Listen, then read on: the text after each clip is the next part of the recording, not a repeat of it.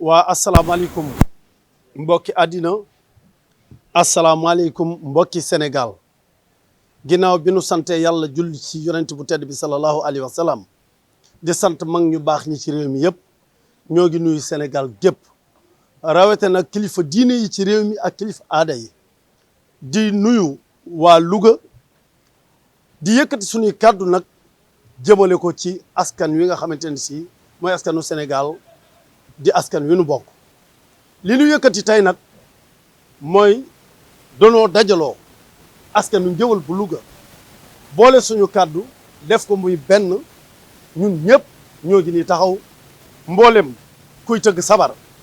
mboolem kuy yëngu ci leneen mboolem famille ñi nga xamante ni si ñoom la yoon teg loxo tey ñëpp ñoo ngi ci biir groupe bi li waral suñ daje bii nag weesuwul di jéggulu ak di tuub ak di baaluwaat ak bu baax ñi nga xamante ni si suñu borom dogal na ni ñoom ñoo doon tëgg sabar googu nga xamante ni si moo xewoon te xewe fii ci Louga ñi ci am li leen naqar yi noonu lu ko ci amee noonu lañ ko ci amee ñun parents yi ñuy wax ni lu musta am nag bu amee li nu war mooy dellu fa mu amee tuub jéggulu xamal ni li am tey du sunu coobare te bu nu sañoon nit du am te ñoom ñi nga xamante ne si ñoo tëggi woon sabar ga ak ñi ko organisé tey bu leen leeroon ne bu nu ko defee lu mel ni fekk leen ca du nu ko def waaye nag jàmm ak pexeem yàlla ak dogalam taala moomu doon tëgg sabar gi ñu xam ko ci yar xam ko ci teggin xam ko ci mën a kaf mën a ree wax dëgg fa yàlla mbir mi nag dafa dem ba toll foo xamante ne si dafa nekk ci loxoy yoon te lu nekk ci loxoy yoon yoon rek moo ci xam li mu ciy wax ak li mu ciy bàyyi ñun nag liñ ci man di doomi Louga di ay artistes wër Sénégal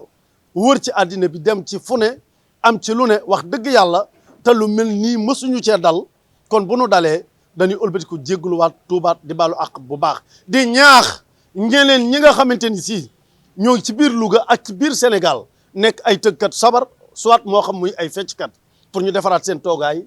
defaraat it seen taxawin xool li ñuy tëgg ak li ñuy bàyyi ndax àddina moo dem ba toll foo xamante ni si lu mu mën a doon lu ci ne war nañ ko mën a xoolaat defaraat ko defar jikko yi defaraat sàmm ko ba mu gën a rafet gën a baax ñi ngi ànd nag ak Louga yëpp ànd ak suñu ay mag yu baax ànd ak suñu ay papa am ndigal ci suñuy kilifa yi nga xamante ni si ñoo nekk ci dëkk bi ku ci mel ne gouverneur de la région de Louga dem nañ ci moom ce matin seeti nañ ko préfet jaar nañ fa waaye bi nu fa jaaree dañ ko fekk mu jàpp loolu tax jotuñu gisanteeg moom waaye bi nu fi jógee fii nu nekk daan dem ba ci moom ñu ngi xamal askan wi ñoo ngi jéggulu ñoo ngi baalu àq ñu ngi wax ni lii am xëy na nattu la waaye daal ñi ngi leen di ñaax yéen ñi nga xamante ne si ay tëggkat sabar ngeen yéen ñi nga xamante ne si ay acteur culturel ngeen yéen ñi nga xam ne ay artistes ngeen te yéen a ngi yëngu ci mbiri àddina nanu seetaat bu baax li ñuy wax seetaat li ñuy fecc seetaat li ñuy tëgg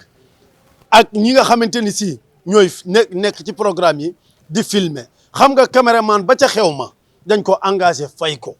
muy filmer waaye yenn saa yi nga gis tiktoker ku jóge fële ci àll ba ñëw yor téléphone am ñëw rek di wut ay vie wala wut lu ko neex ñëw di filmer lu ko neex ak lu baax ak lu baaxul lu ne nga jël ko bëgg koo jàllale loolu baaxul lu ñuy defati nañu ko xool nañ ko segg nañu ko seetaat te rafetal sunu nekkin àddina boo fi nekkee sa nekkin dafa war a baax waaye nag lii mënul woon a ñàkk jaam ak pexeem yàlla ak dogalam taala xale bu yaru la ñim ko àndal loon tamit noonu xëy na nattu bi bu mu ñëwee ci kawam la dal mënoon naa dal keneen ak keneen ak keneen waaye du tee nag ñu jàngee ci kon bu ñu ci jàngee nañ ci jële leçon tiré ci leçon ba bu ëllëgee lu mel nii dootu ci dal kenn ci ñun loolu moo nekkoon suñuy kàddu waaw pour ñu gën a jël seen matuwaay gën a nekk ay responsable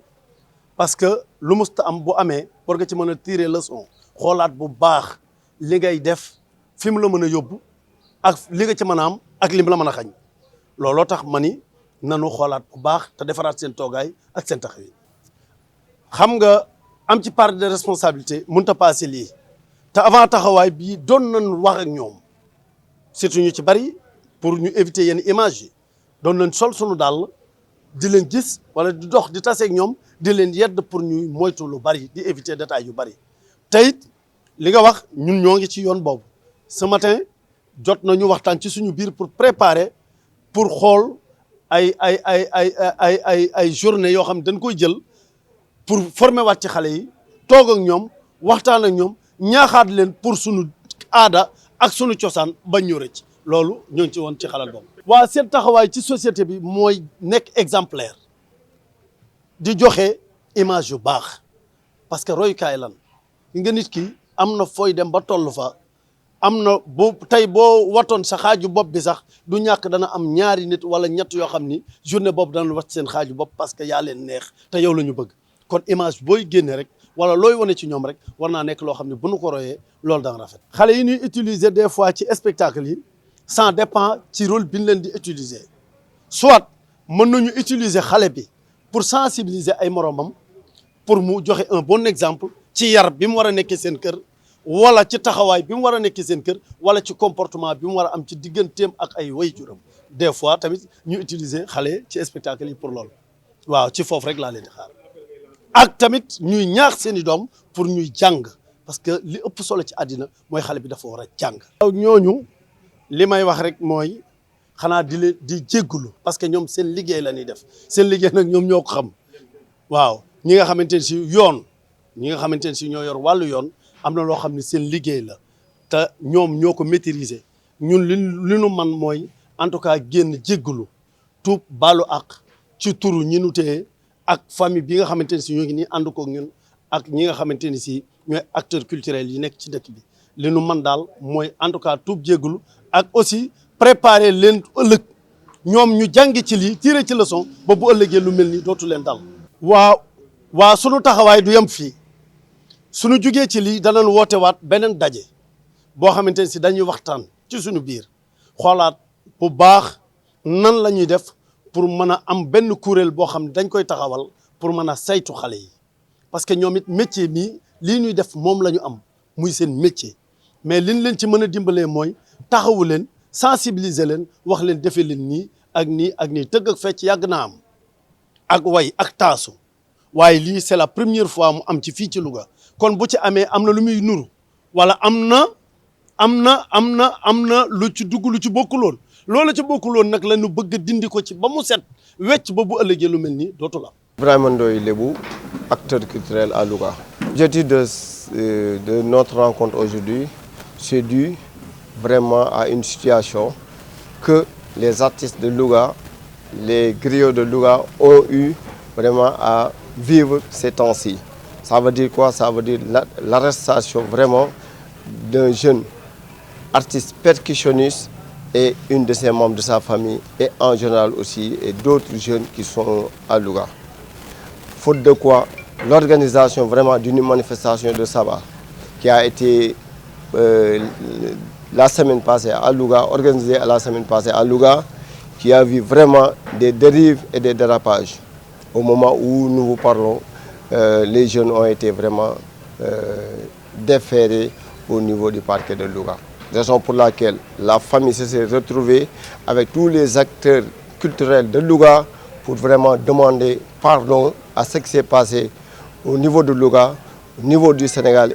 et au niveau du monde entier. À travers vraiment ça, on s'est regroupé pour dire que c'est vrai que nous sommes des acteurs culturels, nous sommes des percussionnistes, nous sommes des lanceurs de messages, mais la situation actuelle qui a failli aujourd'hui l'arrestation, vraiment nous venons pour dire pardon d'abord à l'État du Sénégal, pardon aussi à tous les chefs coutumiers et religieux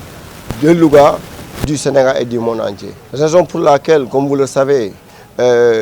avec maintenant la situation des réseaux sociaux, tout le monde sait que maintenant, tout ce que tu dois faire, tu dois être un professionnel pour le faire. Raison pour laquelle, à l'époque, on disait que la percussion, c'était des messages. On disait que vraiment l'art, c'était des messages, mais c'était surtout de l'éducation. Au moment où nous parlons, on s'est retrouvé. C'est vrai que c'est à Louga, parce que qui dit Louga dit que c'est la ville culturelle du Sénégal. Louga a été creusé depuis les temps. On a vu nos arrière-parents, on a vu nos parents qui sont vraiment traversés, mais on peut dire que c'est la première fois qu'on a vu vraiment l'image de Louga qui a été en tout cas le contraire de ce qu'on avait comme objectif. Raison pour laquelle on est là aujourd'hui, pour assumer nos responsabilités. Quoi qu'on puisse dire, c'est la famille, mais aussi il faut qu'on assume. Aujourd'hui, peut-être c'est des jeunes, c'est des enfants, mais ce qu'ils ont vécu, ils sont tous là derrière moi. Ce que vous voyez, c'est des percussionnistes, c'est des danseurs, c'est des artistes en général. Ils sont conscients de ce qui s'est passé. Raison pour laquelle on a pris nos responsabilités pour d'abord nous réunir, pour dire comment maintenant on va utiliser l'art comme métier, comme l'art comme éducation. D'ailleurs, pour vous dire, au moment où nous parlons, il y a même la récépissé de déclaration qui est en cours. On a mis en place un mouvement qui s'appelle Mouvement culturel, locatoire et diaspora, dont l'un des objectifs c'est d'abord de rééduquer vraiment nos artistes et puis de les orienter pour qu'ils puissent dire que maintenant l'art ce n'est plus des loisirs simplement. C'est de l'éducation, c'est une vision, c'est un développement. Ce qu'on va lancer, je peux le dire, moi je suis là peut-être en tant que porte-parole peut-être des acteurs culturels, mais tout ce qu'on fait, c'était en tout cas sous la direction en tout cas de nos parents, de tous ceux qui gravitent au niveau de Louga, que ce soit que tu es artiste, que tu es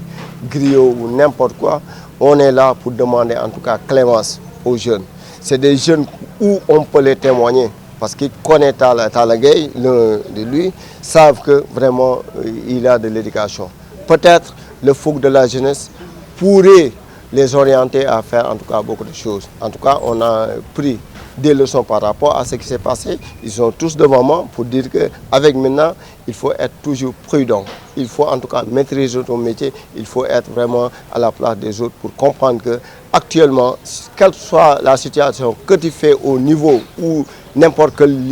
quel lieu que tu es, donc l'image peut partir partout dans le monde. Au moment où nous parlons, tout le monde sait qu'on parle de Louga par rapport à cette situation. Surtout on parle maintenant des droits de l'enfant. L'enfant qui est tellement sensible. Au moment où nous parlons, l'enfant n'a pas déjà sa responsabilité. Donc la protection des enfants doit être même notre devoir pour sensibiliser aux populations que l'enfant a des droits.